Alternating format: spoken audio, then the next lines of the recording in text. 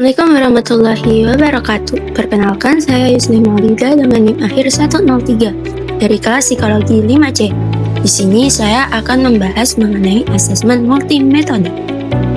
Sebelum mempelajari asesmen multimetode, alangkah baiknya kita lebih dulu mengenal apa itu community assessment. Nah, yang pertama yaitu definisi community assessment. Menurut National Network of Libraries of Medicine, community assessment adalah deskripsi suatu komunitas termasuk anggotanya untuk mengidentifikasi kebutuhan dan menyediakan pelayanan yang sesuai. Nah, sumber lain mendefinisikan sebagai proses mengumpulkan, menganalisis, dan melaporkan informasi tentang kebutuhan serta kapasitas dan kekuatan masyarakat untuk memenuhi kebutuhannya. Selanjutnya yaitu jenis community assessment. Yang pertama yaitu formal. Dibagi menjadi beberapa subjenis. Yang pertama yaitu data demografis yang didapat melalui sensus penduduk dan abstrak statistik. Yang kedua yaitu melalui survei. Walaupun dana untuk survei tidak selalu dianggarkan, tetapi penyusunan dana untuk survei dapat dianggarkan. Yang ketiga yaitu key informant interviews, berasal dari anggota komunitas yang dihormati. Selanjutnya yaitu focus group discussion. KD ini efektif untuk mengetahui hal-hal yang belum jelas, meskipun membutuhkan waktu yang agak lama. Dan yang terakhir yaitu fungsi masyarakat dan rapat.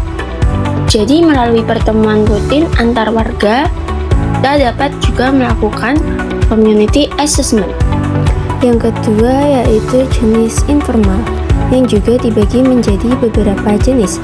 Yang pertama yaitu one shot survey yang merupakan mengamati lokasi atau daerah kelompok komunitas yang akan diteliti.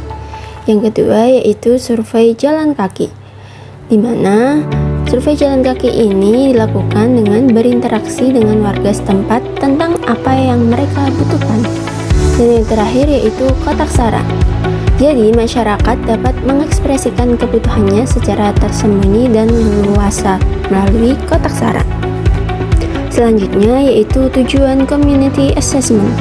Tujuan utamanya yaitu mengumpulkan dan menganalisis data untuk membuat keputusan tentang program dan layanan berbasis informasi. Yang tujuan lainnya, yang pertama yaitu memetakan daerah prioritas atau daerah dengan kebutuhan masyarakat terbesar untuk membuat program yang sesuai. Yang kedua yaitu menjangkau masyarakat dan menawarkan solusi awal. Dan yang terakhir, mendapat kredibilitas, dukungan publik, dan mengembangkan komunitas. Berikutnya yaitu manfaat community assessment. Menurut American Indian Alaska Native Start atau Early Head Start Programs, manfaat community assessment yang pertama yaitu membuat keputusan dan perencanaan dengan memfasilitasi proses pembuatan keputusan yang tepat menggunakan data. Yang kedua yaitu pelatihan dan pengembangan sumber daya. Di sini kita akan merencanakan pelatihan dan pengembangan yang memadai berdasarkan kebutuhan dan karakteristik komunitas yang sudah melakukan asesmen tersebut. Yang ketiga yaitu mengembangkan sumber daya komunitas, di mana kita akan mengidentifikasi dan meningkatkan kesadaran masyarakat tentang sumber daya yang telah mereka miliki. Selanjutnya yaitu advokasi, dengan menyediakan informasi untuk advokasi atau pendampingan dan menerapkan prioritas kebutuhan komunitas tersebut. Selanjutnya, respon terhadap program dan perubahan kebijakan. Program ini akan membantu dan menjawab tantangan dengan menyusun tujuan dan sasaran yang tepat. Selanjutnya, mengajukan dana tambahan, di mana kita dapat mengembangkan program baru, perluasan layanan, dan mengidentifikasi dana untuk program yang akan dilaksanakan. Berikutnya yaitu asesmen multimetode. Didefinisikan sebagai metode untuk menilai kepribadian seseorang melalui berbagai jenis tes, data wawancara, observasi, atau sumber lain yang dapat dipertanggungjawabkan kebenarannya.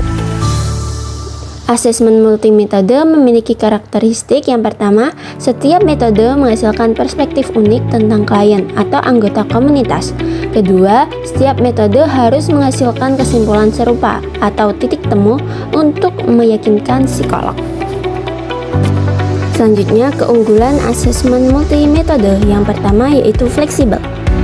Dapat digunakan bahkan dalam lingkungan yang kurang formal dan profesional, karena setiap situasi mengungkapkan kepribadian yang berbeda. Yang kedua yaitu informatif. Terbukti paling informatif karena masing-masing metode menawarkan perspektif yang berbeda.